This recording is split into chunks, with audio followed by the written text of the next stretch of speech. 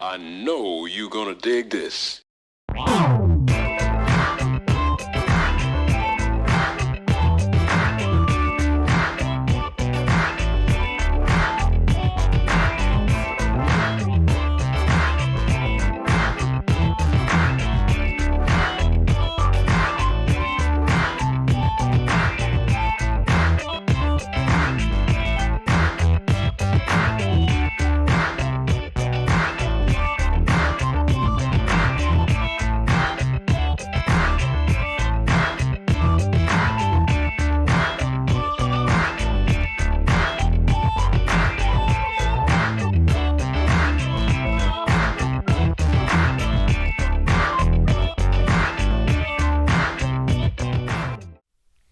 This is Rhine McLin, host of the Funk Music Hall of Fame and Exhibition Center's award-winning show, Funk Chronicles, recorded live here at DATV Studios in Dayton, Ohio.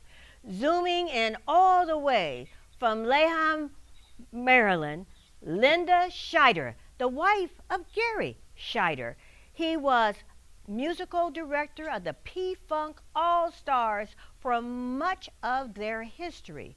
Linda sang background on many P-Funk All-Stars productions. She also wrote a few P-Funk songs, including Are You Dreaming for Parliament on the Pleasure Principle album in 1978. Welcome, Linda, and thank you for agreeing to come on our show. Good morning, Ryan, and thank you for having me.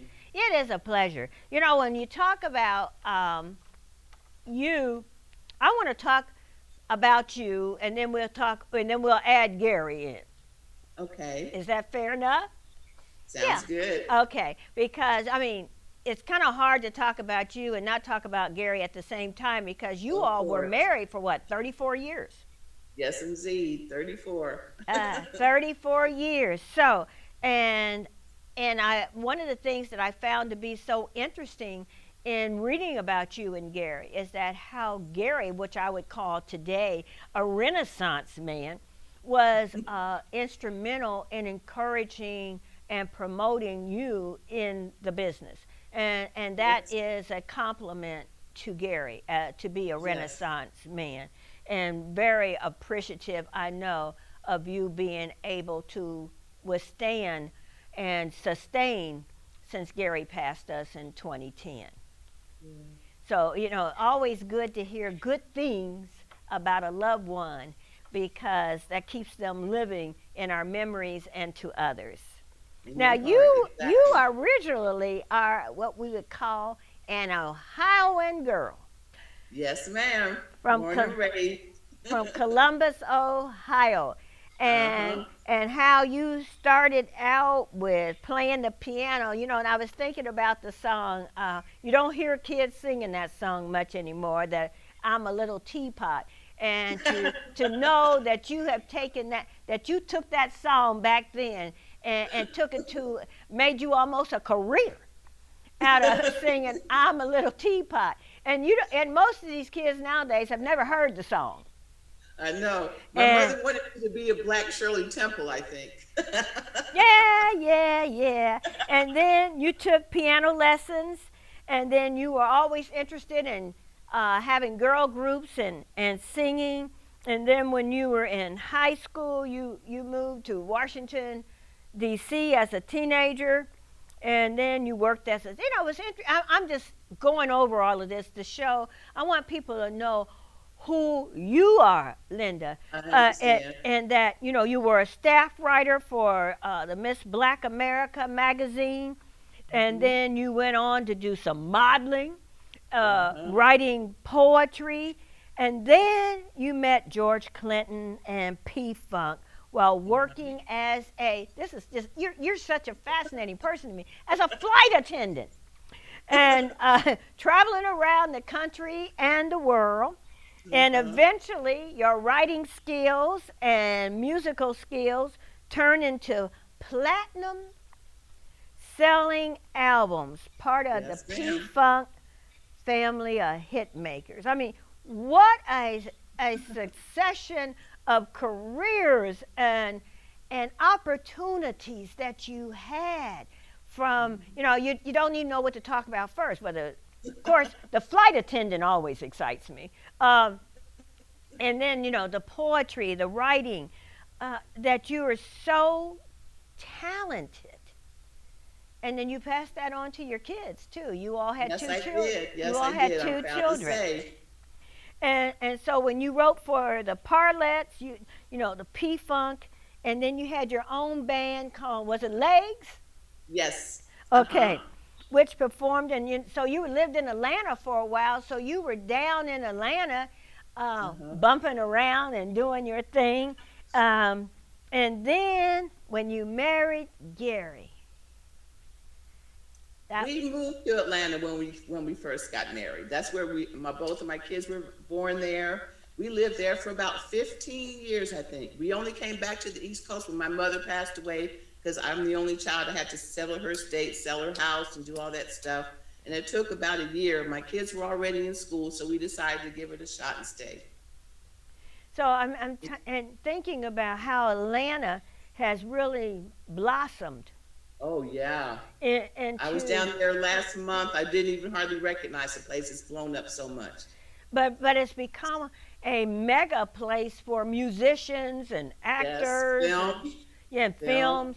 Yeah, so from when you were there, and you all were just beginning to make Atlanta happen, and so to look and see where it is today. And then you also did, as you toured years around singing in Atlanta, which I'm sure was fun.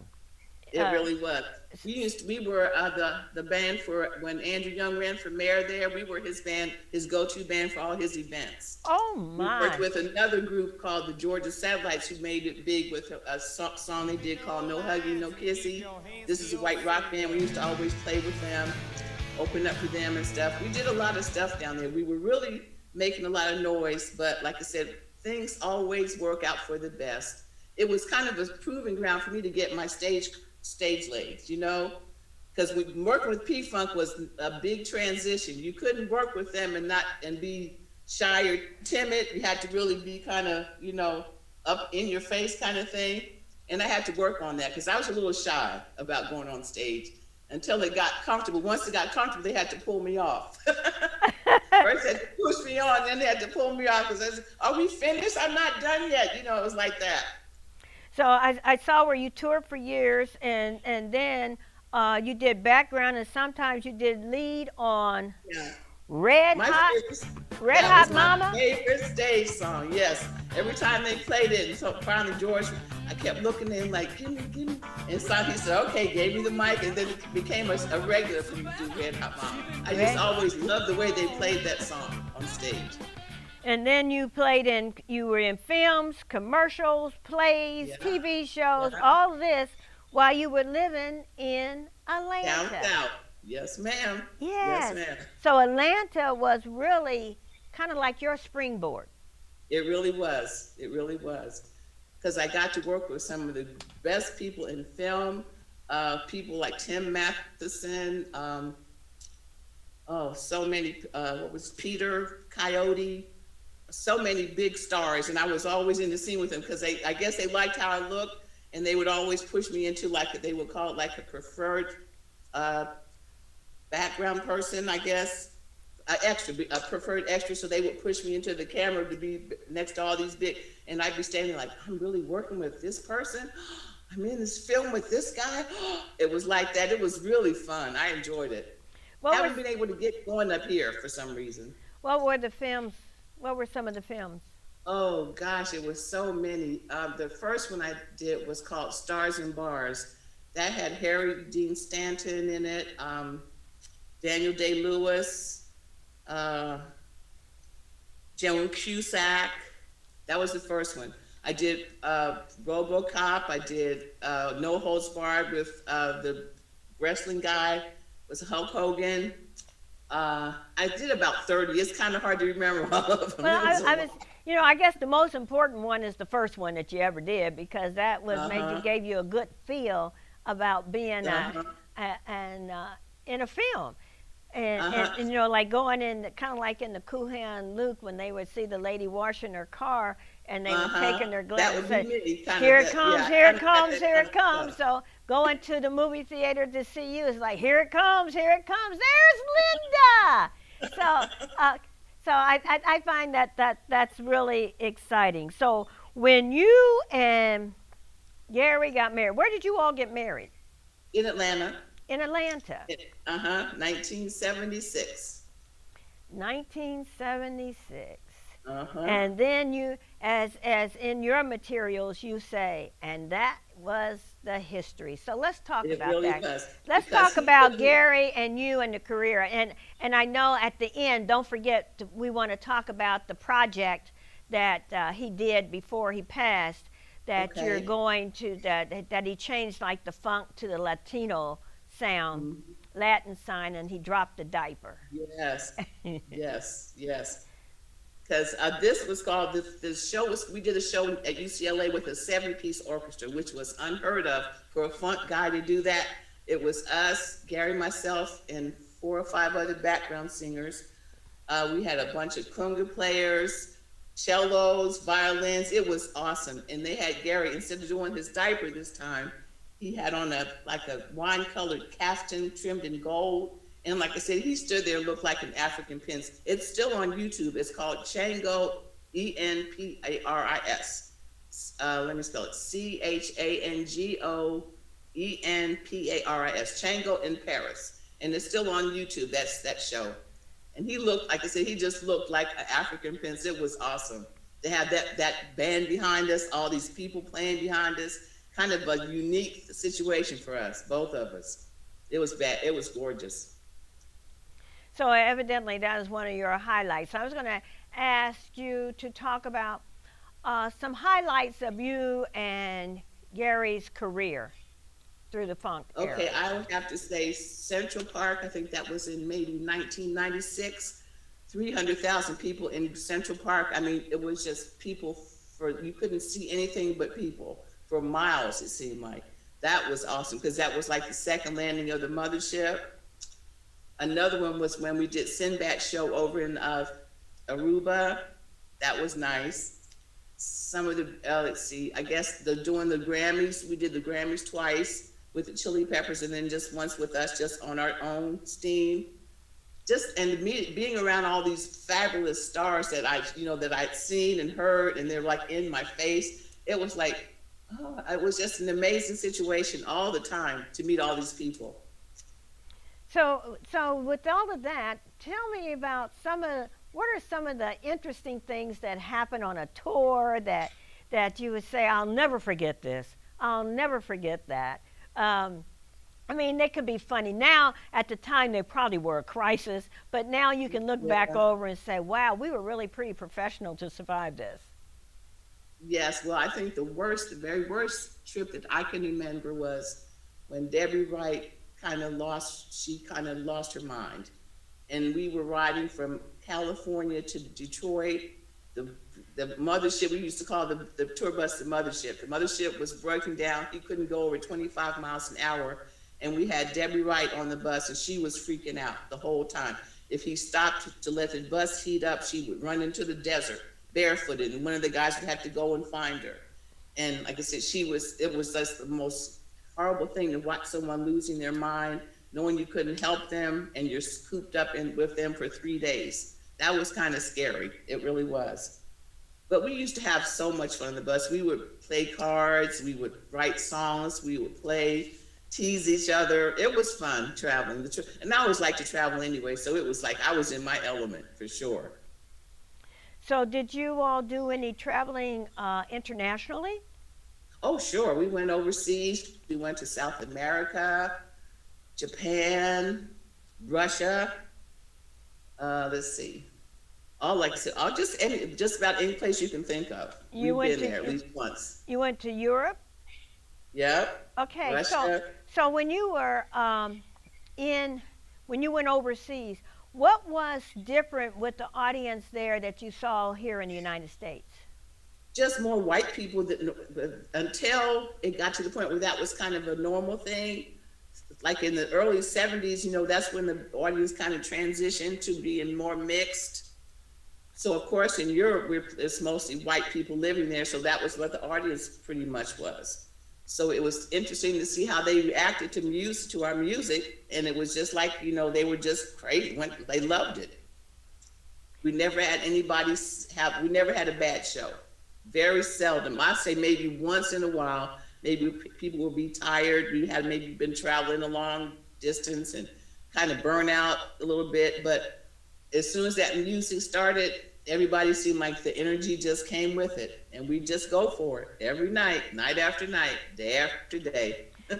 How was it traveling with your spouse on these trips? Because you don't really hear of spouse teams being very seldom. I know that, like, I think the Jackson brothers had a girl. What was the name of that group? It was two guys that used to travel together, and one of the wives was was singing background with them.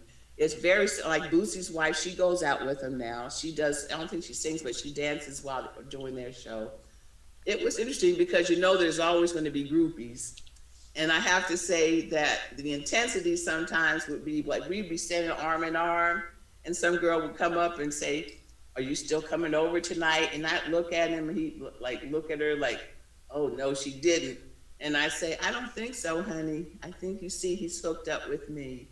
I would try to be diplomatic, and sometimes it would be a little, their intensity would make me respond in kind. If they were being very aggressive, I would have to step up and say, "Look, step off," because the women, that's part of the game.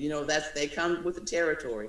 And there's always going to be women that like music and like musicians and like to think they can sleep with them. That's just part of the game. Well, it's just interesting to note. I know that you and Garry were married as you all traveled out, but it's so few women that, in comparison to the males, that are in the funk music realm, and that's why hearing your story is so important. But you never really hear about the women being hit on like the guys. It's definitely a difference. It's very seldom that a man will feel comfortable enough to walk up to me and flirt, And if he did, my husband would always be like right behind me, like, okay. And sometimes it would depend on how they approached. If they were extremely aggressive, then he would probably intervene. But otherwise, he didn't have any problem with me talking with him, having a drink with him, sitting down and chit-chatting. As long as it didn't go any further, he was okay. It's not easy being a couple on the road, but we worked it out pretty well. And that's why I find that so fascinating to know that. I mean, that's you and Garry. Whenever you think of this, can't think of one without the other. Yeah. Let's talk about Garry for a bit. Okay. And Garry, he originally came from what? New Jersey. Plainfield. Yeah, Plainfield, New Jersey. And started out in gospel with with his family. Yes, he did. And then, how did he meet up? How did he get involved with the P-Funk? Well, George had a barbershop in Plainfield, and for some reason, all the musicians in the area would kind of flock to him, and he'd be in there telling tales, and some of the other the original parliaments would be and they would be rehearsing and working on songs. In the barbershop? In the barbershop? Yeah, in the barbershop. Yes. Okay. It was kind of like Funk Central, basically. All the guys would come in the barbershop and hang, and they would play and write songs and sing and stuff. And George noticed Garry and Boogie too, Cordell Boston, we was calling him Boogie. Those two were like this from childhood. So when George kind of got to see how talented they were, he asked them to come to Toronto because he was getting ready to move to Toronto. Asked them to follow him, which they did. They also did it to avoid the draft because Vietnam was going on at the time, and they wanted to play music and not go over there because one of their best friends had gotten killed, which kind of gave them the incentive, like, we're not doing this. We're going to find something else, and we're going to stay on the course of our music career. So they followed George to Toronto, and that's when he put a group together called United Soul. Their single was "I Miss My Baby." Then they did a couple of other songs, and then George got to the point where he put and integrated Garry and Boogie into the P-Funk, into the Parliament-Funkadelic. Because by then Billy had left and Eddie was gone, and some of the original Funkadelic, the band, had gone on to do other things. So he pushed Garry and Glenn Goins, Boogie into the band and made them the new Funkadelics. Now, in the process of doing, we know that you did writing and all of those type of things. Did you copyright your music, or did you have most definitely. Did you have good Yes. business managers, or? No, I have to say that was I always say when people ask me about the music business, I tell them the business sucks. The only thing that's good about that business is the music that comes out of it. You're always going to find people that are greedy and grafting, corrupt, stealing your music, stealing the love that you have for it by making it like you get burnt so much, it kind of makes it hard to keep going. Like, oh, I'm gonna try it one more time. We had terrible management as far as the business went. The publishing was never done correctly. People never got what they were supposed to get financially. Most of the people in the group had financial trouble all the way too, but the love of the band kept them going. They were at the point sometimes they wouldn't get paid, but they would still go on stage. They didn't want to disappoint the fans. Like I said, the business part of this whole business is so corrupt. It really is. Especially when the dollar signs, seems like everybody gets crazy. They just want to grab as much as they can, don't want to share, don't want to give people their props. That's the part of the business that always bothered me. In fact, I was going to law school because I said I have a built-in clientele with all the people I know. I understand that. But you were successful, you and Garry were successful in copywriting your music, correct? Yes, we copyrighted it. What our problem was the publishing we were dealing with. The publisher, which was Bridgeport out of Detroit. Armin Beladen has a terrible reputation for doing just what I said, not giving people their money, finagling with the books. He's quite a character, and he was the one that was publishing our music and still owns most of it. Wow. George and him are always suing each other. I'm intending to sue him about Garry's publishing because he stole it pretty much from us, and I'm trying to get it back. It's going to be a journey, but I'm willing to do it. I told him when he did that I was going to come after him no matter what. If it took the last breath in my body to get my husband's props, get him what he deserved, because he never got it when he was alive.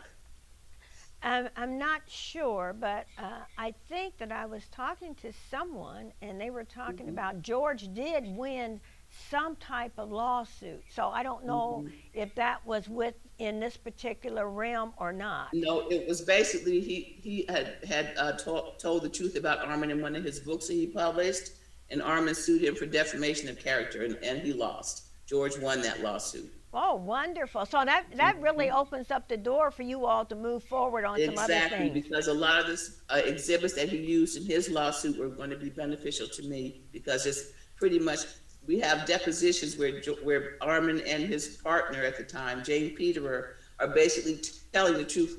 Jay said on video, for example, Garry made $200,000 in a quarter. Armin would put it down as $20,000 and tell him that he owed it, so he didn't pay him.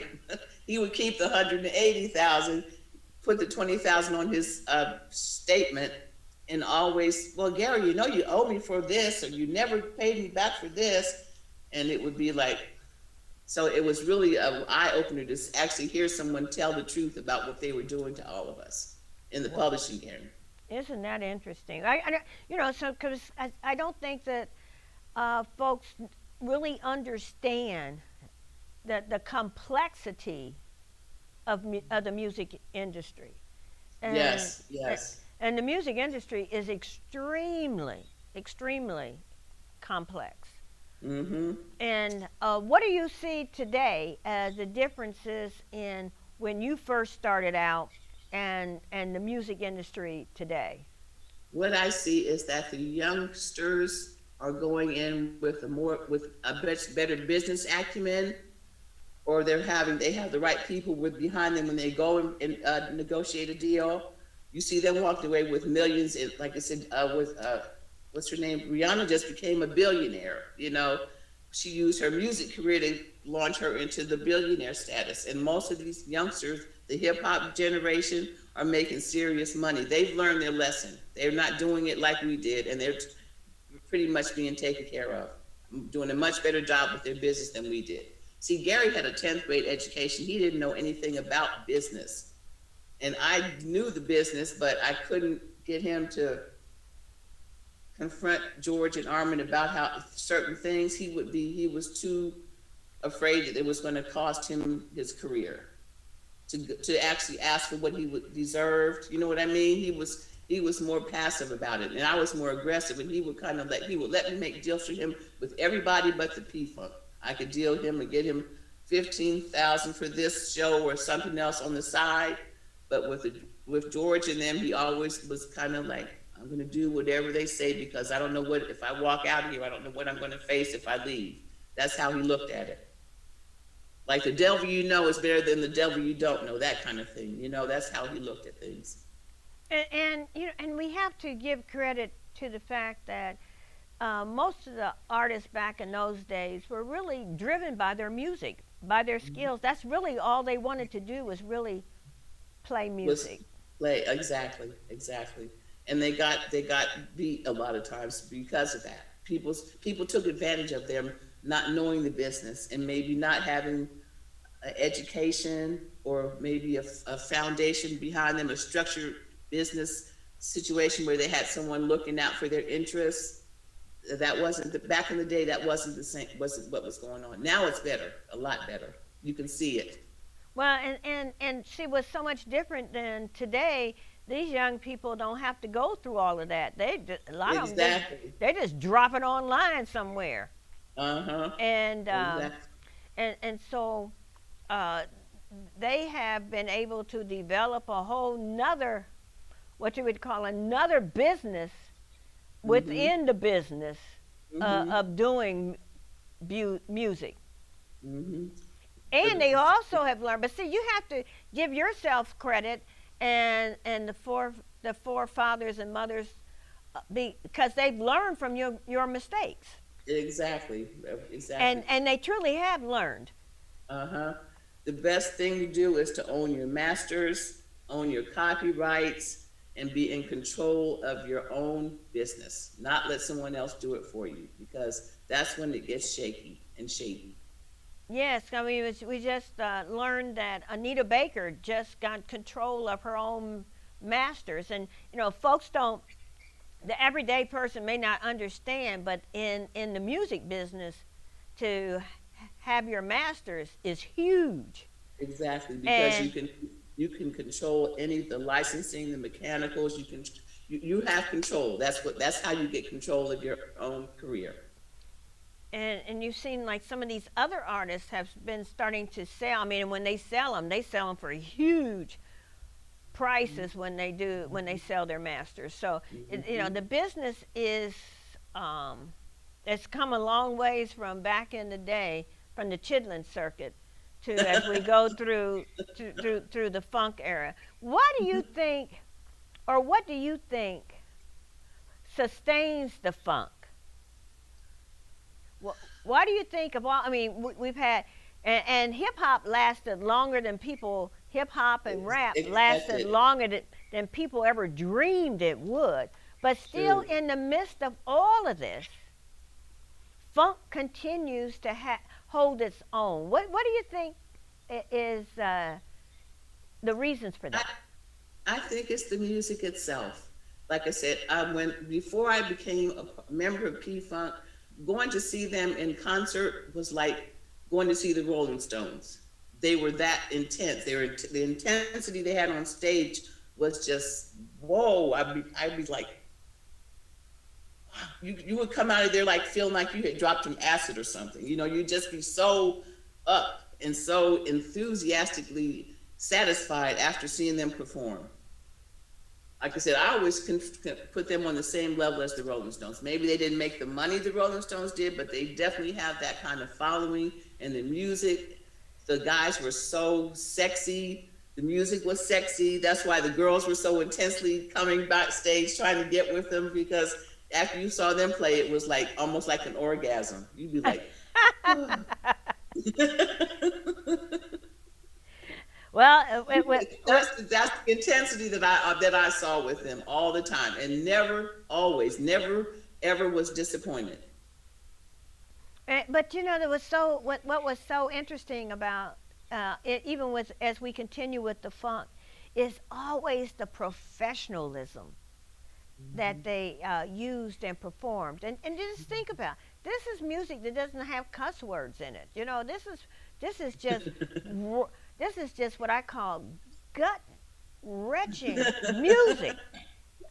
And well, as they say, your ear must be in your shoe if you can't appreciate this. Well, there's a few cuss words in there. There's the S and GD and a few little things like that, but it's not really all the music doesn't have that. Some of it can get a little raunchy and racy, Well, yeah, but not the whole song. Oh, no. No, not today's music. Whenever I have my students, whenever I have my students do a music spot in the course that I teach, I tell them to give me the clean version. Give me the clean version. The B word and the W word, they get thrown around quite a bit in the hip hop generation. Oh my goodness, they got they throw too much around.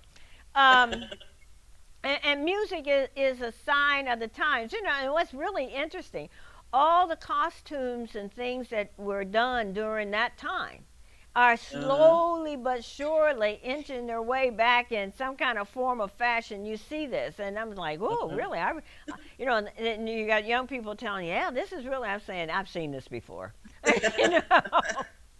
Even down to the afros and all of those type of things. And at that time, that was our hair. I think everything comes back, It's all cyclic. At 360, yes. It is. What they say, there's nothing new under the sun. Exactly. And it comes back. They've done that. That's why it's important to document our history so that it can be repeated as our story. Yeah. As our story.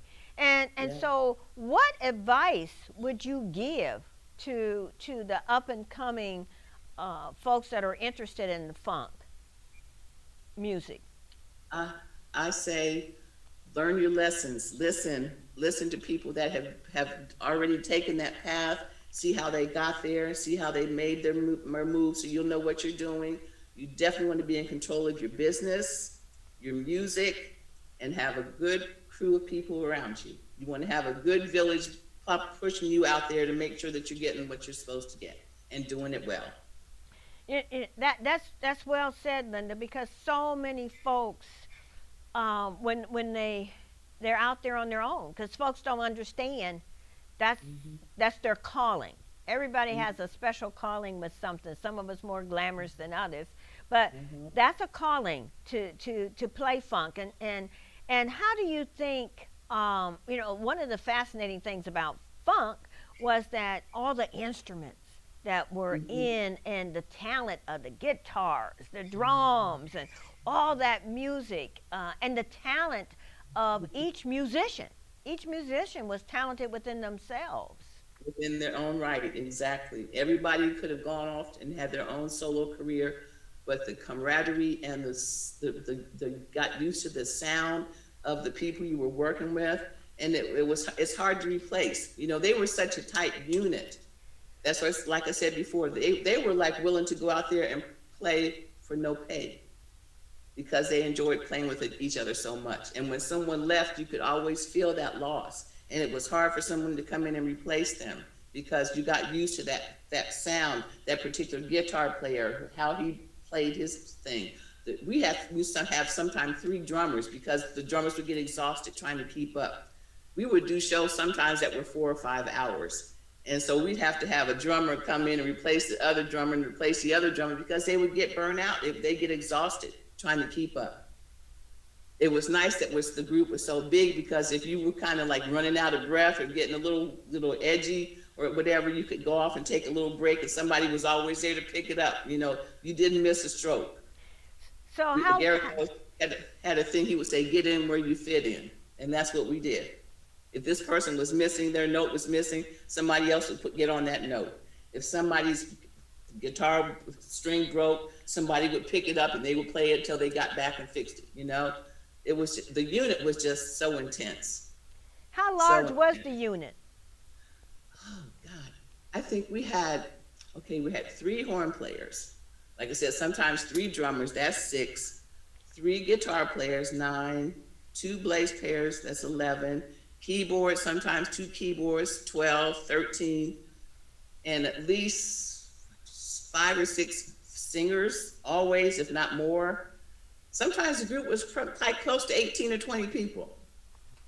So so interesting. You mentioned a couple of times about getting paid. How did you get paid when you were out on the road, and how long were you out on the road at a time? Sometimes we'd be out there for months. Sometimes it would just be a one-nighter, and you would get paid afterwards. I think sometimes weekly, with like weekly paychecks. And if it was just one show, you'd get paid after the show was over in cash, which always gave you IRS issues. Yeah, I can understand that. But trying to keep track of the dollar bills when there's not, there's no taxes being taken out, and you got to account for it. And we had the IRS actually knock on our door one time when we lived in Atlanta, and they scared Garry to death. I think I was out, so I wasn't there. But when I came home, his eyes were like big as saucers, and I said, "What's wrong?" And he was like, "The IRS lady came and knocked on the door and asked me when I was going to pay my taxes."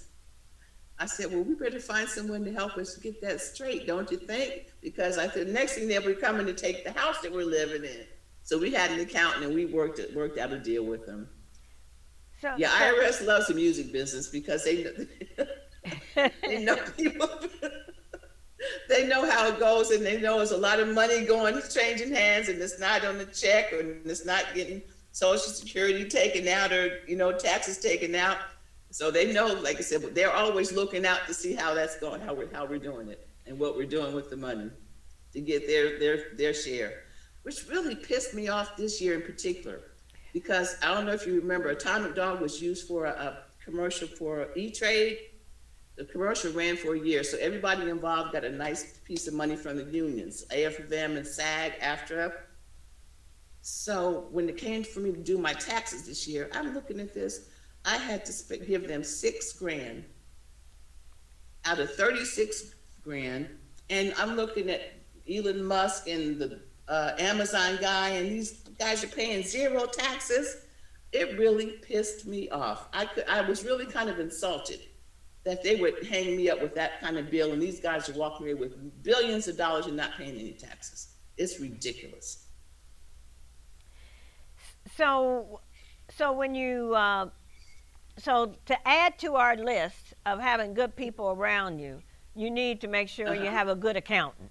Is that safe to say? Most definitely. Have a good accountant. So because when you have cash in your hand, the first thing you're going to do, and you're getting your first royalty check, and it's a nice big check, and you're like, oh boy, I can go get a car, I can buy a house, I can go this, and then you have to think like, hello, taxes.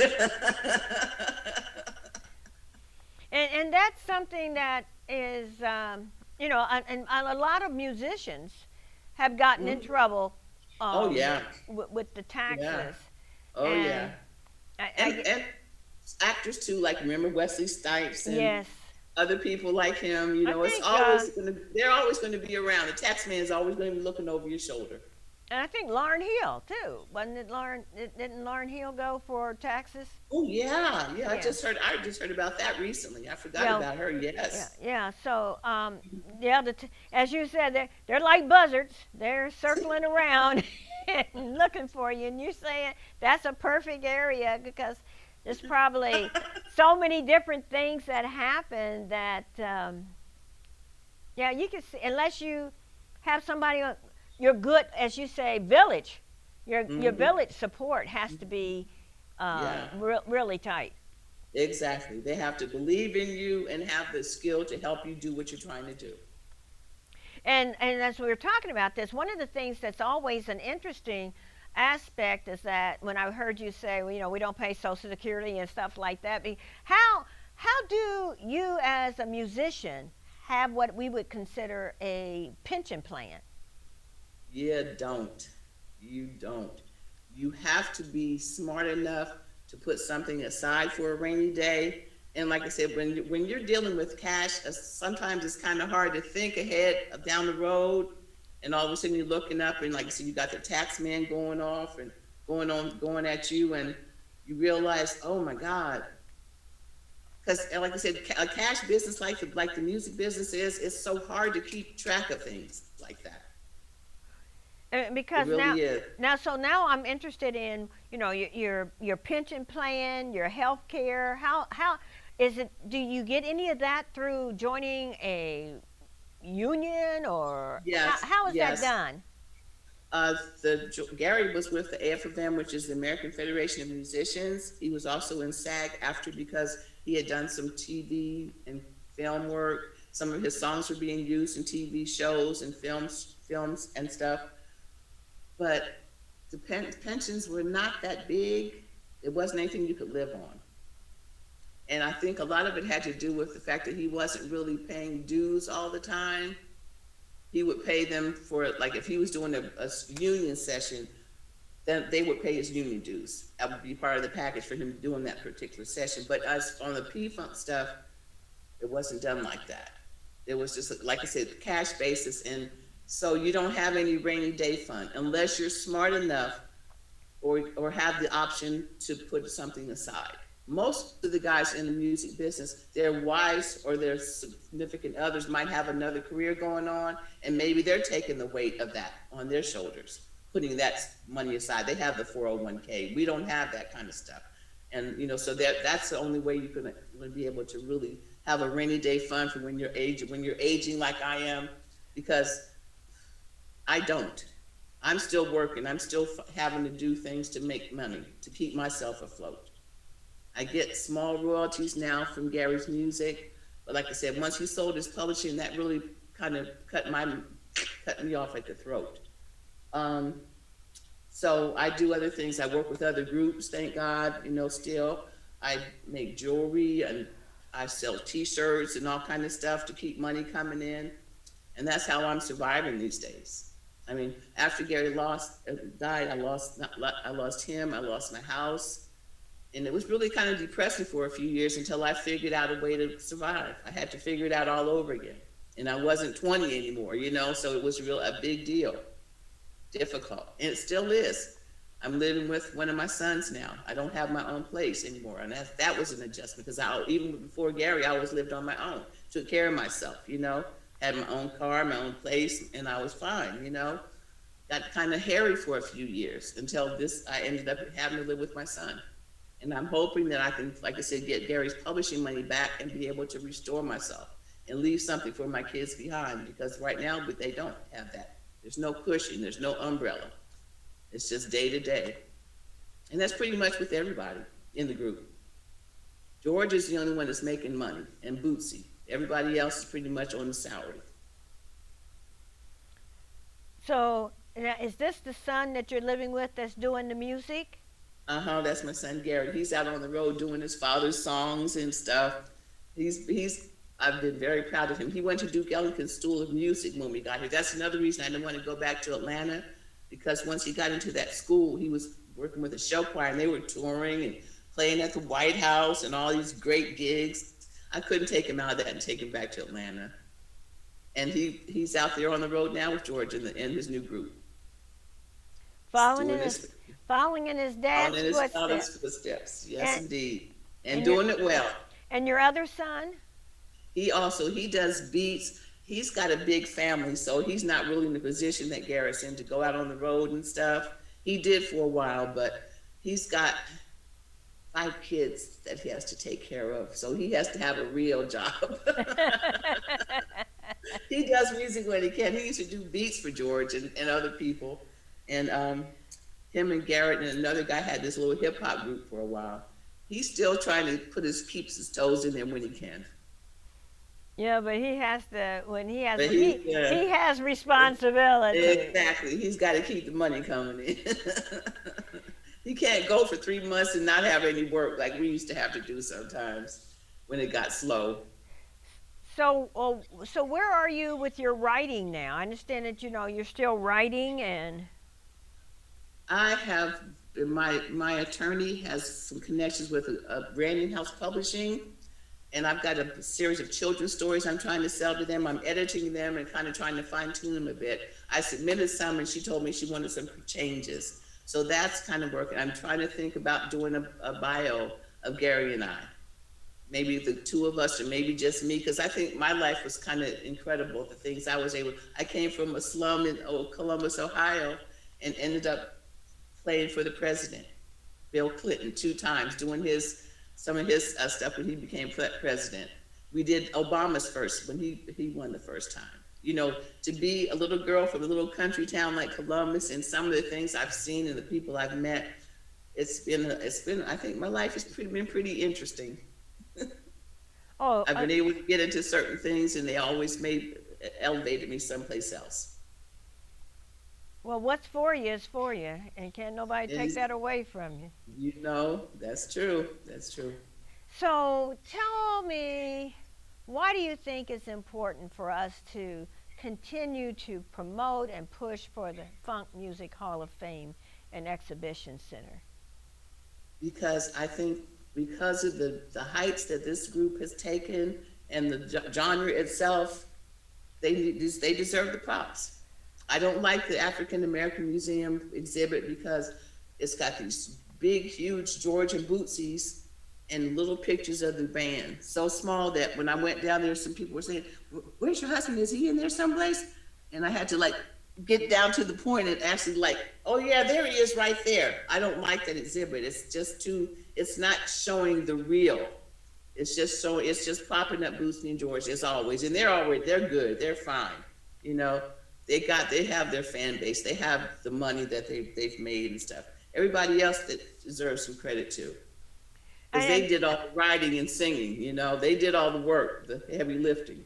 The Garrys and the Bernies and those guys did all the heavy lifting, and they deserve to get the credit. They didn't get the money, so they should get the credit.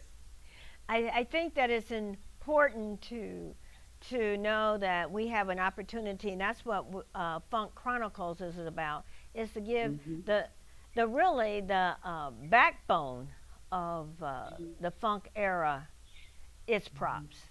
There's so many people that if it weren't for them, the others may not have even survived. So exactly. We want to thank you so much for sharing and being with us today, and wish you the best on all of your future endeavors. Thank you so much, baby. I appreciate it. This is Rhine McLin, host of the Funk Music Hall of Fame and Exhibition Center's award-winning show, Funk Chronicles. Until the next time, keep it funky, funky, funky.